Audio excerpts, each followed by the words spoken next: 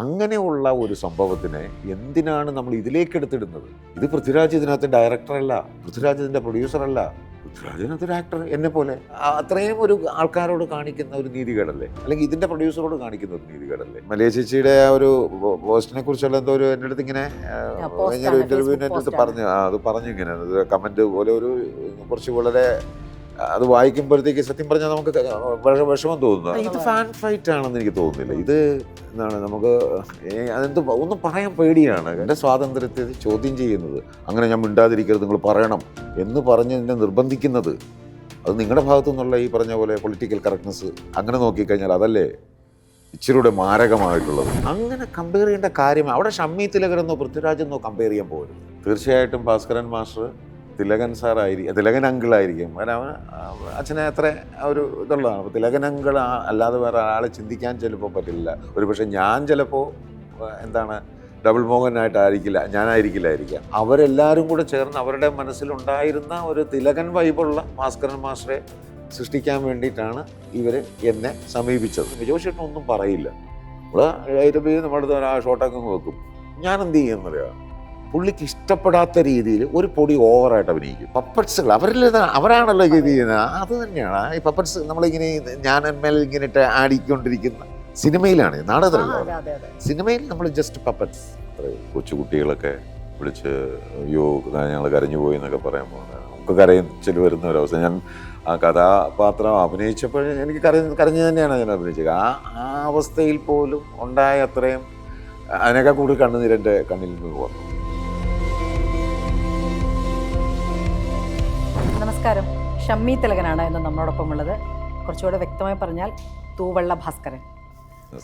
നമസ്കാരം. നമസ്കാരം. തിയേറ്ററിൽ അത്യാവശ്യം വലിയ തോതിൽ ആളുകൾ ചർച്ച ചെയ്യുന്നൊരു കഥാപാത്രമായി മാറിയിട്ടുണ്ട് തൂവള്ള ഭാസ്കരൻ. എന്താണ് വിലായത്ത് ബുദ്ധയിലെ തൂവള്ള ഭാസ്കരനെ കുറിച്ച് ഷമ്മി തിലകൻ എന്ന് പറയുന്ന നടന് പറയാനുള്ളത്? അത് ആളുകൾക്ക് ഇഷ്ടപ്പെടുന്നു എന്ന് പറയുമ്പോൾ സന്തോഷമുണ്ട്, തീർച്ചയായിട്ടും ഉണ്ട്. അതിൽ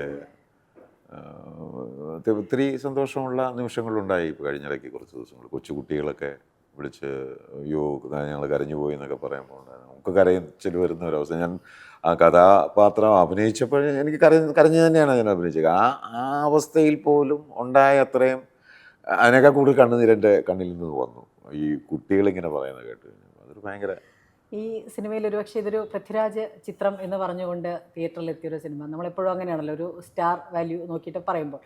പക്ഷേ ആദ്യത്തെ ദിവസത്തെ ആദ്യ ഷോ കഴിഞ്ഞപ്പോൾ മുതൽ എനിക്ക് തോന്നുന്നു ആദ്യം തന്നെ പോസ്റ്റ് എടുത്ത പൃഥ്വിരാജാണ്. ഷമ്മി ഹീറോഡ എന്ന് പറഞ്ഞിട്ടാണ് ആ പോസ്റ്റ് വരുന്നത്. ചേട്ടൻ്റെ ശ്രദ്ധയിൽ വന്നിട്ടുണ്ടായിരുന്നു ആ പോസ്റ്റ്. അപ്പോൾ അവിടെ മുതൽ ഇങ്ങോട്ട് ആളുകൾ പലപ്പോഴും തൂവള്ള ഭാസ്കരനെ കുറിച്ചും തിലകൻ്റെ റിസംബ്ലൻസിനെ കുറിച്ചും പറഞ്ഞുകൊണ്ടിരിക്കുന്നുണ്ട്. ഇതൊക്കെ കേൾക്കുമ്പോൾ എന്താണ് തോന്നുന്നത്? ഇങ്ങനെ ഒരു അല്ല, ഈ പറഞ്ഞ പോലെ നേരത്തെ പറഞ്ഞില്ലേ രാജു ഷമ്മി ഹീറോഡ എന്ന് പറഞ്ഞിട്ടത് എന്ന് പറയുന്നത്, അത് അദ്ദേഹം തന്നെ അതിന് മുമ്പൊരു ഡയലോഗ് അടിച്ചിരുന്നു. ഈ പടം റിലീസ് ചെയ്യുന്നതിന് മുമ്പൊരു ദിവസം മറ്റേ ഒരു പ്രൊമോഷൻ്റെ ഭാഗമായിട്ട് ഇവിടെ എന്തോ ലുലു മാളിലോ മറ്റും നടന്ന ഒരു സംഭവത്തിൽ അത് പറഞ്ഞതെന്ന് പറയുന്നത്, ശശിയെക്കുറിച്ചുമൊക്കെ പറഞ്ഞതിന് ശേഷം ഈ ഭാസ്കരൻ മാസ്റ്റർ എന്നെക്കുറിച്ചും ഞാനത് നന്നായിരുന്നു എന്നൊക്കെ പറഞ്ഞിരുന്നു. അപ്പോൾ അതിന് മുമ്പ് അതിന് ശേഷം പറഞ്ഞ ഒരു വാചകം എന്ന് പറയുന്നത്, 25 വർഷം മുമ്പാണ് ഈ സിനിമ സംഭവിക്കുന്നതെങ്കിൽ തീർച്ചയായിട്ടും ഭാസ്കരൻ മാസ്റ്റർ തിലകൻ തിലകൻ അങ്കിളായിരിക്കും. കാരണം അവന് അച്ഛനെ അത്ര ഒരു ഇതുള്ളതാണ്. അപ്പോൾ തിലകൻ അങ്കിൾ അല്ലാതെ വേറെ ആളെ ചിന്തിക്കാൻ ചിലപ്പോൾ പറ്റില്ല. ഒരു പക്ഷേ ഞാൻ ചിലപ്പോൾ എന്താണ് ഡബിൾ മോഹനായിട്ടായിരിക്കില്ല, ഞാനായിരിക്കില്ലായിരിക്കാം. പക്ഷേ ഈ ഭാസ്കരൻ മാസ്റ്റർ തിലകൻ അങ്കിൾ തന്നെയാണ് എന്നുള്ള, അപ്പോൾ അവരത് ആ ഒരു മുൻവിധിയോടുകൂടി തന്നെയാണ് എന്നെ അതിലേക്ക് സമീപിച്ചത്. അവർക്ക് ഒരു തിലകൻ വൈബുള്ള ഭാസ്കരൻ മാസ്റ്ററെയാണ് അവരാഗ്രഹിച്ചിരുന്നത്. അത് ഈ പറഞ്ഞ പോലെ ആ പടത്തിൻ്റെ സംഭവിക്കാൻ തന്നെ കാരണം പൃഥ്വിരാജാണ്, അല്ലെങ്കിൽ ഈ പടം സംഭവിക്കില്ല. അപ്പോൾ പൃഥ്വിരാജ് ഇങ്ങോട്ട് എന്താണ് ജയൻ നമ്പ്യാരോട് ഞാനൊക്കെ ഇല്ലേ ഇവിടെ, നീ അത് സച്ചിയല്ലേ പോയുള്ളൂ, ഞങ്ങളില്ലേ, നീ പടം എന്ന് ആ ഒരു ഇതൊക്കെ കൊടുത്ത് അങ്ങനെ ഒരു ഇൻസ്പിറേഷൻ കൊടുത്തൊക്കെയാണ് അത് ചെയ്തിരിക്കുന്നത്. അപ്പോൾ അതുകൊണ്ട് തന്നെ തീർച്ചയായിട്ടും അവരെല്ലാവരും കൂടെ ചേർന്ന് അവരുടെ മനസ്സിലുണ്ടായിരുന്ന ഒരു തിലകൻ വൈബുള്ള ഭാസ്കരൻ മാസ്റ്ററെ സൃഷ്ടിക്കാൻ വേണ്ടിയിട്ടാണ് ഇവർ എന്നെ സമീപിച്ചത്.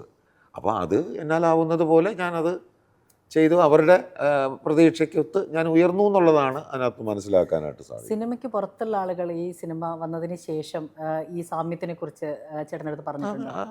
പിന്നെ എനിക്ക് എൻ്റെ ഫേസ്ബുക്ക് പേജിലൊക്കെ ഇഷ്ടംപോലെ മെസ്സേജ്, അല്ലാതെ ഫോണിൽ വിളിച്ച് തന്നെ ഞാൻ പറഞ്ഞല്ലോ, കൊച്ചുകുട്ടികളെ പോലെ. തിലകൻ കുട്ടികളൊന്നും അങ്ങനെയല്ല പറഞ്ഞത്, അവർക്ക് അപ്പൂപ്പാന്ന്, തിലകൻ ഷമ്മി അപ്പൂപ്പാന്നൊക്കെ വിളിച്ചുകൊണ്ടാണ്. അവർക്ക് പിന്നെ അച്ഛനെ അത്രയും, ചിലപ്പോൾ ഇത്രയുള്ള കുട്ടികൾക്കൊന്നും അച്ഛനെ ചിലപ്പോൾ അത്രയും എൻജോയ് ചെയ്തിട്ടുണ്ടാവില്ല. അവർ ആ രീതിയിൽ വന്ന് കണ്ടിട്ടുള്ളവരാണ്. കാരണം വളരെ കൊച്ചു കുട്ടികളാണ്, ഒരു 2, 3, 4 വയസ്സുള്ള അച്ഛൻ മരിക്കുമ്പോൾ ഇവർ ജനിച്ചിട്ട് പോലും ഇല്ലാത്ത കുട്ടികളാണ്. അപ്പോൾ അവർ ആ രീതിയിലല്ല, അവർ ആ കഥാപാത്രത്തിനെയാണ് അവർക്ക് ഇഷ്ടപ്പെട്ടിരിക്കുന്നത്. അത് തിലകൻ വൈബുള്ള കഥാപാത്രത്തിനാണ് അവർ ഇഷ്ടപ്പെട്ടിരിക്കുന്നത്. അപ്പോൾ അത് ഇപ്പോഴും അവർക്ക് കുട്ടികൾക്ക് പോലും അച്ഛനെ അത് ഇഷ്ടമാണെന്നുള്ള സത്യം തന്നെയാണ്. അപ്പോൾ ഞാൻ പറഞ്ഞതെന്താന്ന് പറഞ്ഞു കഴിഞ്ഞാൽ, തിലകൻ എന്നുള്ള സംഭവം അവരുടെ ഉള്ളിലുണ്ടായിരുന്നതിനെ ഞാൻ അങ്ങ് എടുക്കുന്നു എന്നുള്ളതേ ഉള്ളൂ. അല്ലാതെ എനിക്കതിനകത്ത് ഓൾറെഡി ആ ക്യാരക്ടർ എന്താണ് വളരെ കൃത്യമായിട്ടത് എഴുതി വെച്ചിട്ടുള്ളൊരു കഥാപാത്രമാണ്. അതും ഓൾറെഡി ആ നോവലിലെ ആ തീട്ടം ഭാസ്കരൻ എന്ന് പറയുന്ന കഥാപാത്രത്തിനെ, ഞാനിപ്പോൾ നിങ്ങൾ നേരെ തോള്ള ഭാസ്കരൻ എന്ന് പറഞ്ഞു, അതുപോലെ തീട്ടം ഭാസ്കരൻ, അതുപോലെ തന്നെ ഭാസ്കരൻ മാഷ്, അങ്ങനെ പല പല പല മുഖങ്ങളുള്ള ഒരു ലേയേഴ്സ് ഉള്ള ഒരു കഥാപാത്രമാണ്. അത് കൃത്യമായിട്ട് ഇന്ദു ഗോപൻ കൃത്യമായിട്ട് എഴുതി വെച്ച് ആ നോവൽ സൂപ്പർ ഹിറ്റുമാണ്.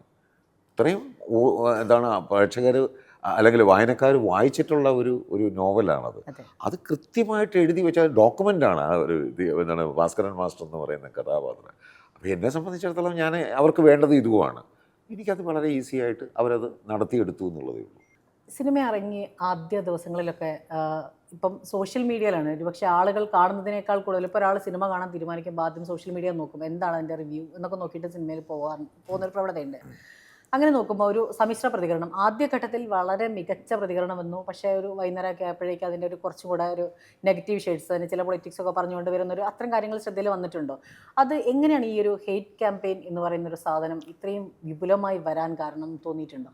അല്ല, ഈ ഹെയ്റ്റ് ക്യാമ്പയിൻ എന്ന് പറയുന്നത് അവിടെ നടന്നിരിക്കുന്നത് ഈ സിനിമയിലെ എന്താണ് സിനിമയുടെ കഥാതന്തുവിനെ സംബന്ധിച്ചോ, അല്ലെങ്കിൽ സിനിമ എടുത്ത രീതിയെക്കുറിച്ചോ, അല്ലെങ്കിൽ ഒരു അതിനകത്തെ പെർഫോമൻസുകളെ കുറിച്ചോ ഒന്നുമല്ല. അതിലെ ഒരു വ്യക്തിയെ എന്താണ് അവർക്ക് ചില ആൾക്കാരുടെ സ്വാർത്ഥ താല്പര്യങ്ങൾക്ക് വിരുദ്ധമായ രീതിയിൽ അങ്ങനെയൊക്കെയുള്ള ചിന്തകളും കാര്യങ്ങളും ഒക്കെ വെച്ചിട്ടുള്ള ഒരു ഇതാണ്. അത് അന്ന് അങ്ങനെ ഒരു സംഭവം, അതും ഈ പറയുന്ന പൃഥ്വിരാജിൻ്റെ മറ്റൊരു പണ്ടത്തെ ഒരു സിനിമയുടെ കാര്യമാണ് ഈ പറയുന്നത്. ആ ഒരു സംഭവം ഇതുമായിട്ട് എന്ത് ബന്ധം? അതന്ന് കഴിഞ്ഞതല്ലേ. അത് ഈ പറഞ്ഞ പോലെ അവർക്ക് തർക്കമുള്ള വിഷയം അതിനകത്തുനിന്ന് റിമൂവ് ചെയ്തില്ലേ, ശരിയല്ലേ എന്നാണ് എൻ്റെ ഒരു ഓർമ്മ. ഞാൻ ആ പടം കണ്ടിട്ടില്ല, ഉള്ള കാര്യം പറയാം. അതിനകത്ത് ആ പോർഷൻ എന്തോ ഒരു ചെറിയൊരു പ്രശ്നമുള്ളൊരു പോർഷൻ ഉണ്ടെന്ന് പറഞ്ഞു. ഓക്കെ, അവർക്ക് ഇഷ്ടപ്പെട്ടില്ല, അത് റിമൂവ് ചെയ്തു. അവിടെ തീരണ്ടേ? അത് കഴിഞ്ഞിട്ട് അതിന് മാപ്പ് പറഞ്ഞു എന്നാണ് എൻ്റെ ഒരു ഓർമ്മ. ശരിയാണോ? പൃഥ്വിരാജല്ല അതിൽ അഭിനയിച്ച ആരായിക്കോട്ടെ, അതിൻ്റെ പ്രൊഡ്യൂസറല്ലേ, അവർക്കല്ലേ അതിൻ്റെ ഉത്തരവാദിത്വം ഇല്ലേ? അവരല്ലേ അദ്ദേഹം അറിഞ്ഞിട്ടല്ലേ അത് ചെയ്തിരിക്കുന്നത്. അപ്പം അത് പൃഥ്വിരാജ് ചിലപ്പോൾ പറയുമായിരുന്നു, അദ്ദേഹമായിരിക്കും ചിലപ്പോൾ പറഞ്ഞ് പൃഥ്വിരാജിനോട് പറയാൻ, ഇത് നമുക്കറിയില്ലല്ലോ, അത് നീ പറയണ്ട, ഞാൻ പറഞ്ഞോളാം. കാര്യം അത് പൃഥ്വിരാജിനെ അദ്ദേഹം പ്രൊട്ടക്റ്റ് ചെയ്യുന്നതിന് തുല്യമായിട്ടല്ലേ. പൃഥ്വിരാജ് വന്ന് മാപ്പ് പറയാൻ തയ്യാറല്ലായിരുന്നു എന്നൊന്നും ഒരിടത്തും പറഞ്ഞായിട്ട് ഞാൻ കേട്ടിട്ടില്ല. പൃഥ്വിരാജിന് വേണ്ടിയിട്ടായിരിക്കാം കൂടി ആയിട്ടായിരിക്കാം അദ്ദേഹം പറഞ്ഞിരിക്കുന്നത്. കാര്യം അദ്ദേഹമാണ് അതിൻ്റെ എന്താണ് എല്ലാം ഇൻചാർജ്, അദ്ദേഹത്തിൻ്റെ പടമായി അത് മാറിയിരിക്കുകയാണ്. പൃഥ്വിരാജിൻ്റെ റോൾ അവിടെ കഴിഞ്ഞിരിക്കുന്നു, അത് പടം റിലീസായതോടുകൂടി അല്ലേ. പിന്നെ ആ ഒരു പ്രൊഡക്ഷൻ കമ്പനിയുടെ പടമാണത്, അതിൻ്റെ കോപ്പിറൈറ്റ് കംപ്ലീറ്റ് കാര്യങ്ങളെല്ലാം അവരുടെ അവകാശത്തിലുള്ളത്. പക്ഷേ അതിനുശേഷം വന്ന വലിയ തോതിൽ ആഘോഷിക്കപ്പെട്ട ഒരു പൃഥ്വിരാജ് ചിത്രം എന്നുള്ള നിലയിലാണ് വിലായത്ത് ബുദ്ധ തിയേറ്ററിലെത്തിയത്. അതെന്തിനാണെന്ന് ഞാൻ ചോദിക്കുന്നത്, അതെന്തിനാണെന്നാണ് ഞാൻ ചോദിക്കുന്നത്. അങ്ങനെയുള്ള ഒരു സംഭവത്തിനെ എന്തിനാണ് നമ്മൾ ഇതിലേക്ക് എടുത്തിടുന്നത്? ഇത് പൃഥ്വിരാജ് ഇതിനകത്ത് ഡയറക്ടറല്ല, പൃഥ്വിരാജ് ഇതിൻ്റെ പ്രൊഡ്യൂസറല്ല, പൃഥ്വിരാജിനകത്തൊരു ആക്ടർ എന്നെ പോലെ. ഇപ്പം ഞാൻ ഏതെങ്കിലും മറ്റൊരു പടത്തിലെ എന്തെങ്കിലും ഒരു വിഷയവുമായിട്ട് ബന്ധപ്പെട്ട് എന്തെങ്കിലും ഒരു വിഷയം ഉണ്ടാക്കി അങ്ങനെയാണ് എൻ്റെ അടുത്ത് അടുത്ത എൻ്റെ ഈ പടത്തിനകത്ത് എന്തുകൊണ്ട് അങ്ങനെ ചെയ്യത്തില്ലേ? അത് ആ ഒരു കലാരൂപത്തിനോടുള്ള ഒരു എന്താണ് ഒരു അല്ലെങ്കിൽ അത്രയും ഒരു ആൾക്കാരോട് കാണിക്കുന്ന ഒരു നീതികേടല്ലേ, അല്ലെങ്കിൽ ഇതിൻ്റെ പ്രൊഡ്യൂസറോട് കാണിക്കുന്ന ഒരു നീതികേടല്ലേ. അപ്പോൾ അങ്ങനെ എന്ത് പഠിച്ചു? സത്യത്തിൽ കേട്ടാൽ നമുക്ക് വളരെ ബുദ്ധിമുട്ടുണ്ടാക്കുന്ന തരത്തിലുള്ള പല പദപ്രയോഗങ്ങളും ഈ കമൻറ്റുകളുടെ അടിയിലൊക്കെ വരുന്നുണ്ട്. ഇപ്പം ഇന്ന് ഈ ദിവസം ഇപ്പോൾ മല്ലികാ സുകുമാരൻ അതിനെക്കുറിച്ച് വളരെ കൃത്യമായിട്ടൊരു കമൻറ്റ് പറഞ്ഞിട്ടുണ്ട്. എനിക്ക് തോന്നുന്നു ഒരുപക്ഷെ ചേട്ടൻ്റെ ശ്രദ്ധയിൽ അത് വന്നോന്ന് എനിക്കറിയില്ല. ഞാൻ കണ്ടില്ല, ഞാൻ ഇപ്പോൾ ജസ്റ്റ് പറഞ്ഞു അതെ. കാണിച്ചിരുന്നു. അപ്പം അത്തരത്തിലേക്ക് ഒരു പ്രതികരണം എത്തിക്കുന്ന ഒരു സാഹചര്യം എന്ന് പറയുന്നത്, ഒരു സിനിമ എന്ന് പറയുന്നത് അടിസ്ഥാനപരമായി കലാമൂല്യത്തിനോടൊപ്പം ഇതൊരു വ്യവസായം ആ രീതിയിൽ കൂടി കാണേണ്ടതാണ്. അതിനെ അത് ബാധിക്കുന്നില്ലേ വലിയ തോതിൽ? അയ്യോ, ഖേദകരമാണ്. നമുക്ക് അല്ലാതെ എന്ത് പറയാൻ പറ്റും. വരും അത് മല്ലിക ചേച്ചിയുടെ ആ ഒരു പോസ്റ്റിനെ കുറിച്ചുള്ള എന്തോ ഒരു എൻ്റെ അടുത്ത് ഇങ്ങനെ കഴിഞ്ഞൊരു ഇൻ്റർവ്യൂവിന് എൻ്റെ അടുത്ത് പറഞ്ഞു, അത് പറഞ്ഞു ഇങ്ങനെ കമൻറ്റ് പോലെ ഒരു കുറച്ച് വളരെ അത് വായിക്കുമ്പോഴത്തേക്ക് സത്യം പറഞ്ഞാൽ നമുക്ക് വിഷമം തോന്നുന്നു. അവരത് നിർവാഹമില്ലാഞ്ഞിട്ട് പറഞ്ഞതാണെന്നാണ് എനിക്ക് തോന്നുന്നത്. കാര്യം ഗതികെട്ട് പറഞ്ഞ് വരുന്ന ഒരു അവസ്ഥയുണ്ടല്ലോ, അതൊരു അമ്മയുടെ നിസ്സഹായാവസ്ഥയാണ് അവിടെ കാണുന്നത്. അത് എന്തായാലും രാജു അത് പറയാതെ രാജുവിൻ്റെ നിശബ്ദത എനിക്ക് ഭയങ്കര ഡെപ്ത് തോന്നുന്നു. അത് ഗ്രേറ്റ്, അത് തന്നെയാണ് അത് വേണ്ടത്. ഞാനും അതിന് ഒന്നും പറയണ്ട എന്നുള്ളത് തന്നെയാണ് ഞാനും എൻ്റെ അഭിപ്രായം. അത് കൊള്ളാം, രാജുവിൻ്റെ ആ നിലപാട് തന്നെ ഞാൻ അതിനോട് യോജിക്കുന്നു. ഫാൻ ഫൈറ്റ് എന്നുള്ളതിന് അപ്പുറത്തേക്ക് ഇത്തരം കാര്യങ്ങൾ പോകുന്നു, ഇത് ഇൻഡസ്ട്രിയെ തന്നെ ബാധിക്കുന്ന തരത്തിലേക്ക് പോകുന്നു. ഇത് ഫാൻ ഫൈറ്റ് ആണെന്ന് എനിക്ക് തോന്നുന്നില്ല. ഇത് വളരെ എന്താണ്, നമുക്ക് അതെന്ത് ഒന്നും പറയാൻ പേടിയാണ്. കാര്യം എനിക്ക് എൻ്റെ ഒരു പ്രശ്നമാണെങ്കിൽ ഞാനിത് തുറന്നടിച്ച് പറയാം, എനിക്കൊരു വിഷമമില്ല. പക്ഷെ ഞാൻ എന്തെങ്കിലും പറഞ്ഞു കഴിഞ്ഞാൽ അത് അദ്ദേഹത്തിനോ അങ്ങനെ ഒരു ഇതാകണ്ടെന്ന് വിചാരിച്ചാൽ, അല്ലെങ്കിൽ എനിക്ക് പറയുമ്പോൾ എൻ്റെ ഭാഷ ഇതൊന്നുമല്ല, എനിക്ക് ഭയങ്കരമായിട്ട് വിഷമമുണ്ട് ഇത് പറയുന്നതിൽ. അല്ല, സത്യത്തിൽ അങ്ങനെ ഒരു കോർണറൈസ് ചെയ്ത് വിമർശിക്കപ്പെടേണ്ട ഒരു സിനിമയായിട്ട് ഇത് തോന്നുന്നില്ല. അതാണ് ഞാൻ പറയുന്നത്. നിർമ്മാണത്തിന്റെ കാര്യത്തിൽ ഇന്നലെ തന്നെ ചേട്ടൻ ഒരു കമന്റ് ഇട്ടു. കാരണം ആളുകൾ വലിയ വിമർശനം ഉന്നയിച്ചിരുന്നത് ഇതിന്റെ ദൈർഘ്യത്തിനെ കുറിച്ചാണ്. അത് കട്ട് ഔട്ട് ചെയ്തു, പുതിയ വേർഷൻ വന്നു. പോലും അങ്ങനെ ഒരു വിമർശനം അതിനെ കാണേണ്ടതില്ല എന്നുള്ളത് തന്നെയാണ് അതിന്റെ വസ്തുത. അത് ഒരു കാരണവശാലും എനിക്ക് ആ ഒരു അത്രയും ലെങ്ത് ഒന്നും കൂടുതലായിട്ട്, ഓക്കെ ശരി സമ്മതിച്ചു, ലെങ്ത് കൂടുതലാണ്. അത് ഇത് അവർ ഈ പൈസ അവർ പറയുന്ന ഒരു കാര്യം ശരിയാണ്, ഞങ്ങൾ പൈസ കൊടുത്ത് കാണുന്നല്ലേ, ഞങ്ങൾ സമ്മതിച്ചു നിങ്ങൾ പൈസ കൊടുത്ത് കാണുന്നതാണ്. അതിന് ഈ പറയുന്ന പൈസ കൊടുത്ത് കാണുന്ന അവരെ സംബന്ധിച്ച് ആ പ്രൊഡ്യൂസർ എത്ര ലക്ഷങ്ങൾ മുടക്കിയെടുത്ത സാധനമാണ് റിമൂവ് ചെയ്തെന്ന് ഓർക്കണം. ഓക്കെ, അവർക്ക് ഇഷ്ടപ്പെട്ടില്ല, ഓക്കെ നമ്മൾ റിമൂവ് ചെയ്യുക. അത് ആ ഒരു മനസ്ഥിതി വന്നതിന് ശേഷം അതിനോട് വീണ്ടും പിന്നെയും എന്തിനാണ് ഇങ്ങനെ ചെയ്യുന്നത്? അത് ശരിയല്ലേ? എന്തായാലും നമുക്ക് വിലാത് ബുദ്ധയിലേക്ക് ഇപ്പം തുവള്ള ഭാസ്കരൻ എന്ന് പറയുന്ന കഥാപാത്രത്തിലേക്ക് തിരികെ എത്തുമ്പോൾ, നേരത്തെ അത് തിലകൻ സാറിന് വെച്ചിരുന്ന ഒരു കഥാപാത്രമാണ്, അല്ലെങ്കിൽ ആ വർഷം നേരത്തെ ആയിരുന്നെങ്കിൽ ആ കഥാപാത്രത്തിന് നമ്മൾ പ്ലേസ് ചെയ്യുന്ന ഒരു കഥാപാത്രം ഒരു പക്ഷേ തിലകൻ സാർ. പക്ഷേ ഈ കഥാപാത്രത്തിലേക്ക് വരുമ്പോൾ, ഈ തുവള്ള ഭാസ്കരനിലേക്ക് ഷമിച്ചേട്ടനിലേക്ക് ആ കഥാപാത്രം എത്തുമ്പോൾ അതിന് ഇന്ന മാനറിസങ്ങൾ വേണം, അല്ലെങ്കിൽ ഇന്ദുഗോപൻ എഴുതി വെച്ചിരിക്കുന്നത് അതുപോലെ തന്നെ വേണം, അതിന് ഇന്ന മാനറിസങ്ങളാണ് ആവശ്യമെന്ന് ജയൻ നമ്പ്യാരോ അതിൻ്റെ പ്രവർത്തകർ കൃത്യമായി ഡിസ്ക്രൈബ് ചെയ്തിട്ടുണ്ടായിരുന്നു. ഇല്ല, അങ്ങനെ ഒരു മാനറിസം ഫിക്സ് അങ്ങനെ ഒരു സംഭവം ആ ക്യാരക്ടറിന് അങ്ങനെ ചെയ്യാൻ പറ്റില്ല.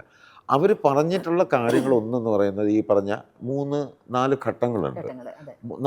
കറക്റ്റ് പറഞ്ഞാൽ 4 ഘട്ടങ്ങളാണ്. ടൈലൻഡിലാണ് അവസാനം വേറൊരു അങ്ങനത്തെ ഒരു മാഷാണ്, താടിയൊന്നുമില്ല, അങ്ങനെയൊക്കെ ഉള്ള കുറച്ചും കൂടെ. അപ്പം അതാണ് ഏറ്റവും അതിൻ്റെ ആ ഒരൊറ്റ ഷോട്ടിൽ അത് വ്യക്തമാകുന്നുണ്ട്. ഇയാൾ അതിൻ്റെ അവസാനം ഇവരെല്ലാം പോയതിന് ശേഷം ആ നടന്നിങ്ങനെ വരുമ്പോൾ തീട്ടം ഭാസ്കരനാണ് എൻ്റെ വോട്ട് എന്ന് പറയുമ്പോൾ ഒരു നോട്ടം ഇങ്ങനെ നോക്കിയിട്ട് ഒരു ചിരിയുണ്ട്. ആ ചിരിയിൽ അയാളുടെ അതന്നെയാണ് ടിൽട്ടപ്പ് ചെയ്ത് നേരെ പോകുന്ന മറ്റേ പൂന്താനത്തിൻ്റെ വരികളിലേക്ക് പോകുന്നത്. അതൊരു കവിത പോലെ തന്നെയാണ് ആ ടൈലൻ്റ് എനിക്ക് തോന്നിയത്. അതൊക്കെ ആ ക്രാഫ്റ്റൊക്കെയല്ലേ, അതൊക്കെയല്ലേ എൻജോയ് ചെയ്യേണ്ടതെന്ന് പറയുന്നത്. അങ്ങനെ അതിനെ വിലയിരുത്താൻ ശ്രമിക്കുക. അതിന്റെ തുടക്കം മുതൽ തന്നെ എന്താണ് 4 ഘട്ടങ്ങളാണ് ആവശ്യത്തിന് എന്നിരുന്ന ഡയലോഗ് ആവശ്യത്തിന് മൂപ്പ് വിളഞ്ഞിട്ടുണ്ട്, ഇല്ല വിളച്ചിലും പോരാ, വിളച്ചിലൊന്നും പോരാ.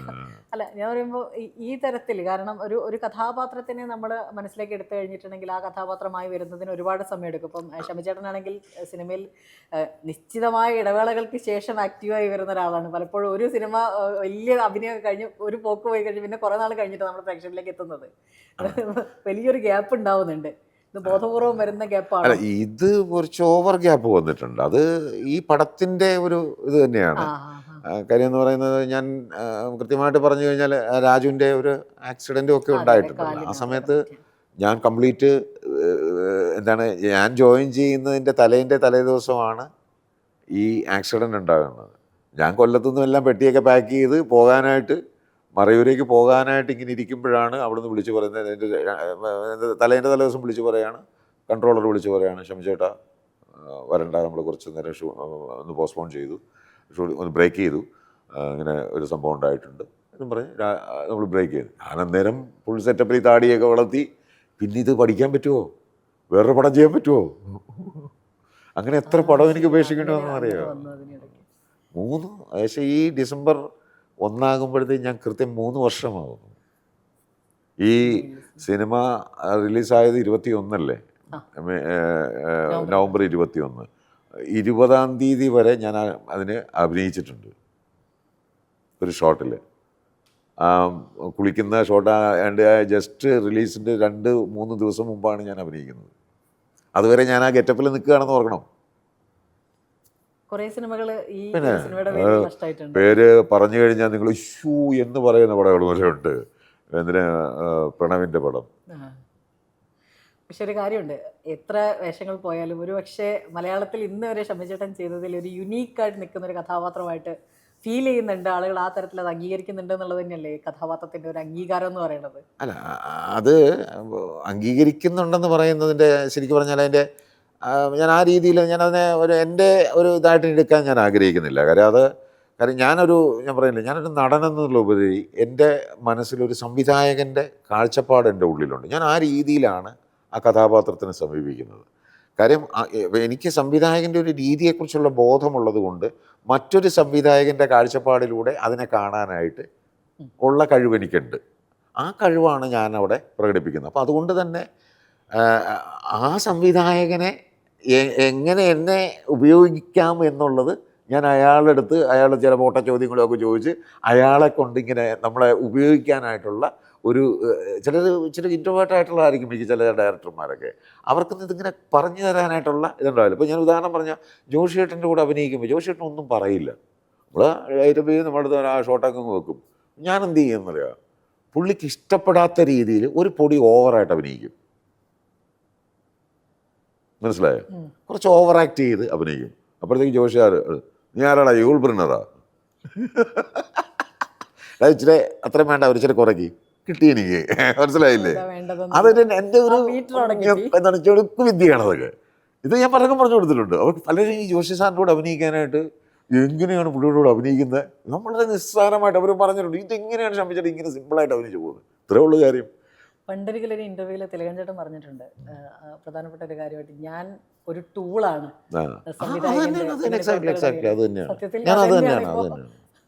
അവരുടെ ടൂളാണ് നമ്മൾ. ഇത് ഞാൻ ടൂളെന്ന് പറയുന്നതിനേക്കാളപ്പുറം ഞാനതിന് പറയുന്ന പപ്പറ്റ്സുകളാണെന്നാണ് ഞാൻ പറയുന്നത്. ടൂള് വേറെയാണ്, പപ്പറ്റ്സുകൾ അവരാണല്ലോ ഇത് ചെയ്യുന്നത്. അത് തന്നെയാണ് ഈ പപ്പറ്റ്സ്. നമ്മളിങ്ങനെ ഞാൻ എന്മേൽ ഇങ്ങനെ ആടിക്കൊണ്ടിരിക്കുന്ന സിനിമയിലാണ്, നാടകത്തിലല്ല. സിനിമയിൽ നമ്മൾ ജസ്റ്റ് പപ്പറ്റ്സ്, അത്രയേ ഉള്ളൂ. സിനിമയിൽ എല്ലാ കാലത്തും ഒരു വളരെ ആക്റ്റീവായിട്ട് നിൽക്കുന്ന കാലത്തായാലും കുറച്ചൊന്ന് പിൻവാങ്ങി നിൽക്കുന്ന സമയത്തായാലും കൃത്യമായ നിലപാടുകൾ പറഞ്ഞിരുന്ന അച്ഛനും മകനും ആണ് നിങ്ങൾ രണ്ടുപേരും. തിലകൻ സാറിനാണെങ്കിൽ അതിൻ്റെ പേരിലുണ്ടായിട്ടുള്ള നഷ്ടങ്ങൾ വലുതാണ്. പക്ഷേ ആ നിലപാടുകളുടെ പേരിൽ അദ്ദേഹം മലയാള സിനിമയിൽ അജയ്യനാണെന്ന് വേണമെങ്കിൽ പറയാം. എല്ലാ അർത്ഥത്തിലും സംഘടനയിൽ നിന്ന് തിക്താനുഭവങ്ങൾ ഉണ്ടാവുന്നു, മാറി നിൽക്കേണ്ടി വരുന്നു, അങ്ങനെയൊക്കെ ഉണ്ട്. ഒരു തിരുത്ത് പറഞ്ഞോട്ടെ, അങ്ങനെയുള്ള പ്രശ്നങ്ങൾ കൊണ്ട് തിലകൻ സാറിന് നഷ്ടങ്ങളൊന്നുമില്ല. ഉറപ്പായിട്ടും നഷ്ടം മലയാള സിനിമ തലമുറയ്ക്കാണ്. ഞാൻ ചോദിച്ചു വന്നതും അത് തന്നെയാണ്. ഞങ്ങൾക്ക് തുടർച്ചയാണ്. പക്ഷേ ജീവൻ നഷ്ടപ്പെട്ട നഷ്ടമാണ്, അത് വേറെ കാര്യം. അല്ലാതെ അങ്ങനെ പുള്ളിക്ക് നിഷേധിച്ചത് കൊണ്ട് നഷ്ടമുണ്ടായത് അടുത്ത തലമുറയ്ക്കാണെന്ന്. ഓക്കെ, ഇപ്പം ചേട്ടനാണെങ്കിലും ഇതുപോലെ തന്നെയാണ്. അങ്ങനെ ഒരു തരത്തിലുള്ളൊരു വിട്ടുവീഴ്ചയൊന്നും ഇല്ലാതെ വളരെ സ്റ്റേണായിട്ട് കൃത്യമായിട്ടുള്ള അഭിപ്രായം. ഞാൻ വിട്ടുവീഴ്ചക്കൊന്നും എന്നെ പുറത്താക്കിയതിന് ശേഷം ഞാൻ എന്തെങ്കിലും മിണ്ടിയിട്ടുണ്ടോ? ഞാനില്ലാത്ത ഒരു സ്ഥലത്തെക്കുറിച്ച് അഭിപ്രായം ഞാൻ പറയാനായിട്ട് എന്നെ നിങ്ങൾ തന്നെ എത്രയോ പ്രാവശ്യം എൻ്റെ വീട്ടിൽ വന്നിട്ടുണ്ടെന്ന് അറിയാം. ഞാൻ മിണ്ടിയിട്ടില്ലല്ലോ. അത് അത്രേ ഉള്ളൂ, അവിടെ തീർന്നു. അത് ഞാൻ പിന്നെ തലേ വെച്ച് നടക്കാനൊന്നുമില്ല. 1000 വാക്കുകളേക്കാൾ മൂർച്ചയുണ്ട് ചിലപ്പോൾ ചില പറയാറുണ്ട്. അത് ചാണക്യതന്ത്രത്തിൽ പെടുന്ന കാര്യമാണ് അല്ലേ? ചാണക്യതന്ത്രത്തിലെ പ്രധാന വിഷയമാണ് മൗനം. അല്ല, ഇത്തരത്തിൽ ഞാൻ ചോദിക്കുന്നതും അങ്ങനെ തന്നെയാണ്. ഇപ്പോൾ ഏറ്റവും കൂടുതൽ മലയാള സിനിമയെക്കുറിച്ച് സംസാരിക്കുന്നതും മലയാള സിനിമയെ വിമർശന വിധേയമാക്കുന്നതും പലതരത്തിലുള്ള, ഇപ്പം നമ്മൾ നേരത്തെ സംസാരിച്ച ഫാൻ ഫൈറ്റ് ഉൾപ്പെടെയുള്ള കാര്യങ്ങളിൽ കൃത്യമായ അഭിപ്രായങ്ങൾ എല്ലാവരും പറയുന്നൊരു കാലഘട്ടം കൂടിയാണിത്. ഈ സമയത്ത് ഷമിച്ചേട്ടനെ പോലുള്ള കൃത്യമായ നിലപാടുകളുള്ള ഒരാൾ അതിനെക്കുറിച്ച് മൗനം പാലിക്കുന്നത് അത്ര കറക്റ്റ് ആണെന്ന് തോന്നുന്നുണ്ടോ? പൊളിറ്റിക്കലി കറക്റ്റ് ആണെന്ന് തോന്നുന്നുണ്ടോ? അത് എൻ്റെ ഇതല്ലേ, എന്താണ്, എൻ്റെ സ്വാതന്ത്ര്യമല്ലേ.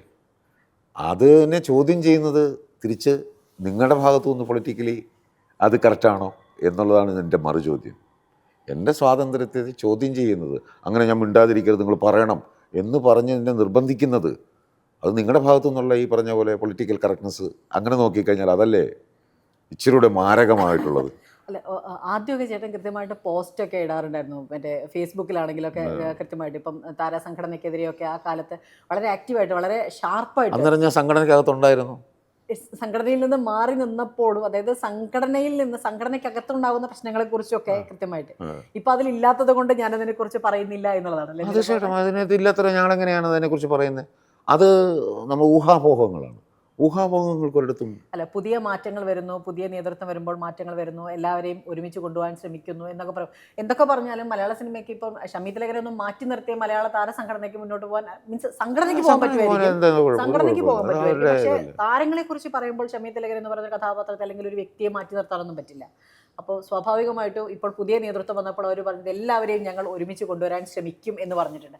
അത്തരത്തിലുള്ള നീക്കങ്ങൾ ഇതിലൂടെ ഇപ്പോൾ കുറച്ച് മാസങ്ങളായല്ലോ. എനിക്ക് എൻ്റെ അടുത്ത് ആരും വിളിച്ചിട്ടൊന്നുമില്ല. ഞാനത് ആ രീതിയിൽ കാണുന്നില്ല. എനിക്ക് തോന്നുന്നില്ല അവരെന്നെ അങ്ങനെ ഉൾക്കൊള്ളാനായിട്ട്. എനിക്ക് തോന്നുന്നില്ല അത് സംഭവിക്കുമെന്നുള്ളത്. അത് പോട്ടെ, അതൊരു വിഷയമല്ല. നമ്മളതിനെക്കുറിച്ച് സംസാരിക്കേണ്ട കാര്യമില്ല. അത് അവരുടെ ഇഷ്ടം. അതവർക്ക് വേണമെങ്കിൽ വേണ്ട, അത്ര തന്നെ.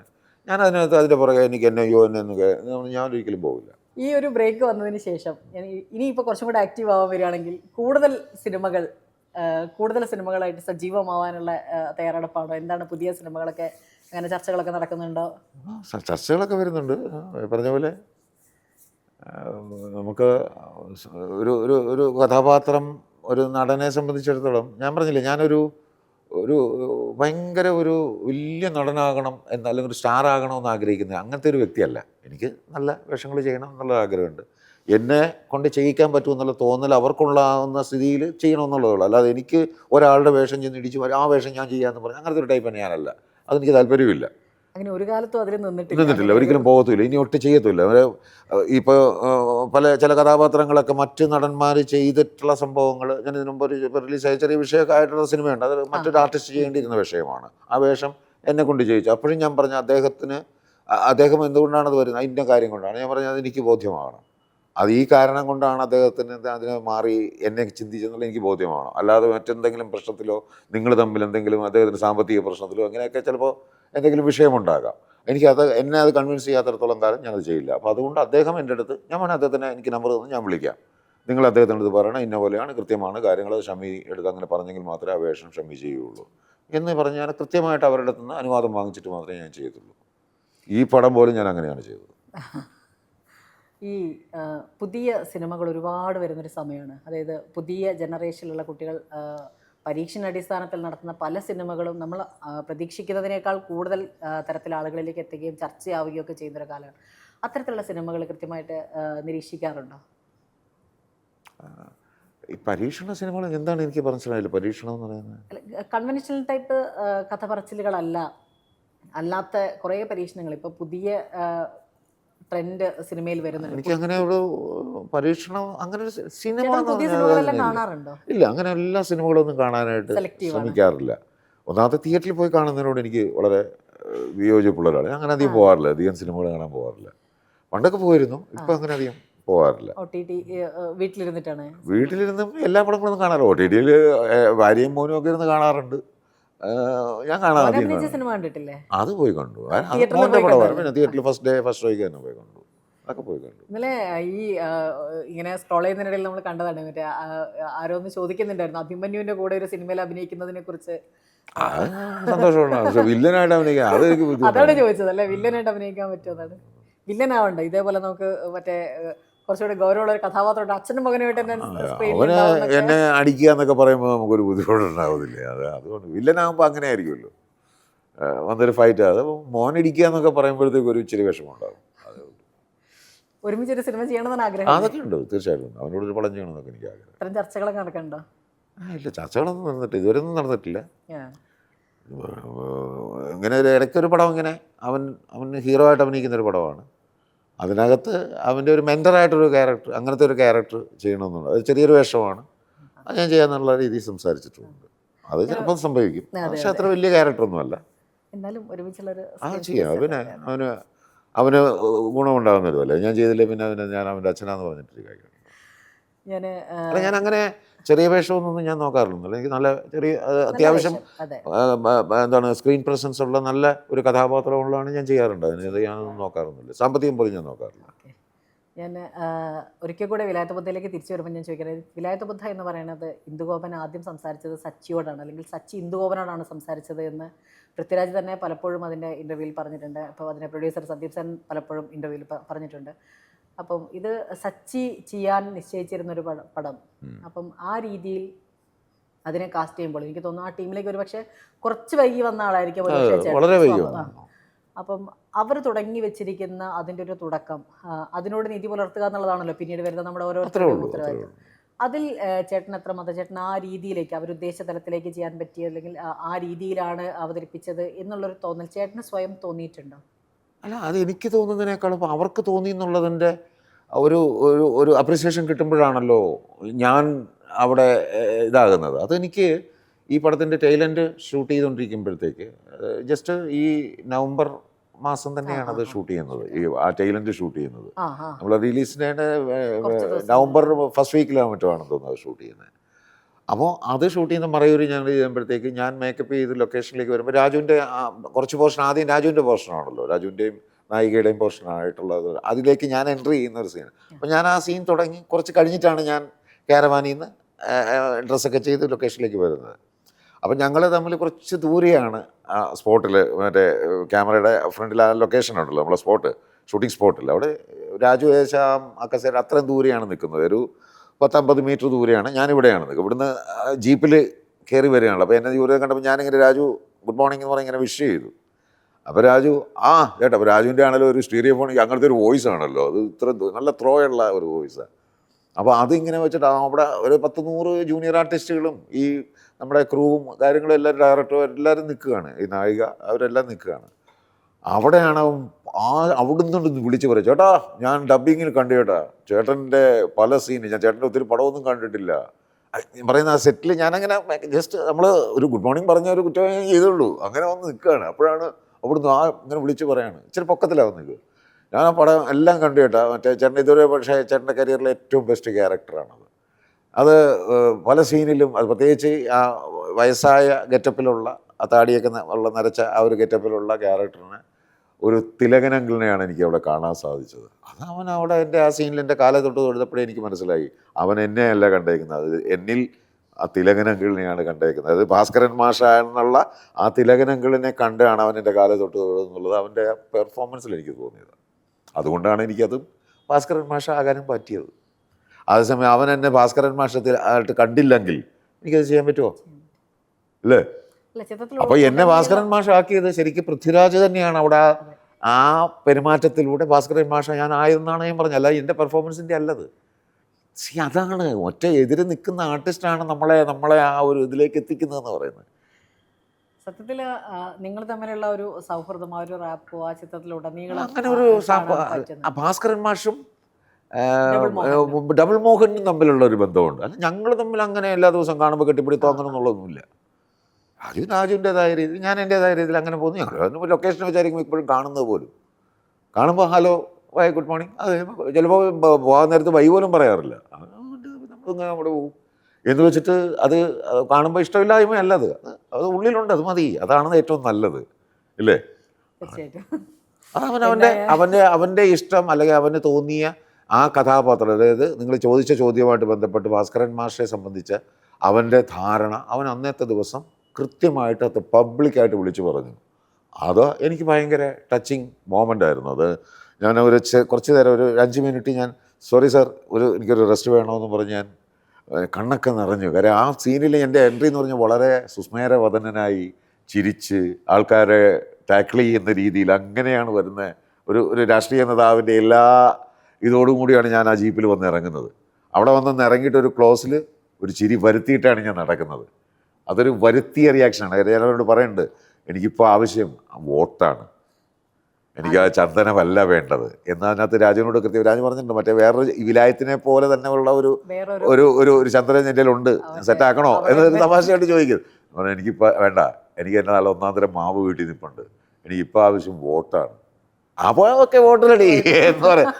അതിനകത്ത് ആ ക്യാരക്ടറിൻ്റെ അവരുടെ അക്സെപ്റ്റൻസ് ഉണ്ട്, മനസ്സിലായില്ലേ? അത് കഴിഞ്ഞിട്ട് ഈ തീട്ടം ഭാസ്കരൻ്റെ എന്ന് പറയുമ്പോഴത്തേക്ക് നോക്കിയിട്ട് ഒരു ചിരിയും. അത്രയും നാൾ ആ പേര് കേൾക്കുമ്പോൾ അസ്വസ്ഥനായിരുന്ന ആളാണ്. അതൊക്കെ ഇപ്പം അതാണ് പറയുന്നത്, കൃത്യമായ ഒരു എൻഡും തുടക്കവും എൻഡും എല്ലാമുള്ള ഒരു എല്ലാ ലേയേഴ്സുമുള്ള ആ സിനിമയിൽ ഏക ക്യാരക്ടർ ഭാസ്കരൻ മാഷാണ്. ഈവൻ ഡബിൾ മോഹനൻ പോലും അല്ല. ഡബിൾ മോഹന് വേറെ ഒത്തിരി സംഭവങ്ങളുണ്ടെങ്കിലും അതാണ് ആൾക്കാർക്ക് ഈ ഒരു ഇത്. അങ്ങനെ കമ്പയർ ചെയ്യേണ്ട കാര്യം അവിടെ ഷമ്മി തിലകരെന്നോ പൃഥ്വിരാജെന്നോ കമ്പയർ ചെയ്യാൻ പോകരുത്. അവിടെ ആ രണ്ട് എന്താണ് കഥാപാത്രങ്ങൾ തമ്മിലുള്ള ആ സംഭവത്തെയാണ് വിലയിരുത്തപ്പെടുന്നത്. ഓഡിയൻസ് അതിന് മാത്രമുള്ള റൈറ്റേ അവിടെ ഉള്ളൂ. ഓഡിയൻസിന്, കാണുന്നവർക്ക്. ഞങ്ങളെ വ്യക്തിപരമായി ഞങ്ങളെ വിലയിരുത്തേണ്ട കാര്യം അവിടെ ഇല്ല. അതവർ ഞങ്ങളുടെ എന്താണ് അവകാശത്തിന്മേലുള്ള കടന്നുകയറ്റമാണത്, ഇല്ലേ? അതേ ഞാൻ പറഞ്ഞു. എന്തായാലും അങ്ങനെ ഒരു കടന്നുകയറ്റം എന്തായാലും ഇല്ല. തൂവള്ള ഭാസ്കരനെയും ഡബിൾ മോഹനെയും ആ രീതിയിൽ തന്നെയാണ് പ്രേക്ഷകർ കാണുന്നത്. എന്തായാലും ഒരുപാട് തിരക്കുകളുണ്ടെന്ന് അറിയാം. ഈ സിനിമയുടെ വർക്കുകളൊക്കെ നടന്നുകൊണ്ടിരിക്കുകയാണ് പലപ്പോഴായിട്ട്. എന്തായാലും വളരെയധികം സന്തോഷം ഈ കുറച്ച് സമയം ഞങ്ങളോടൊപ്പം ചെലവഴിച്ചത്. വളരെയധികം നന്ദി.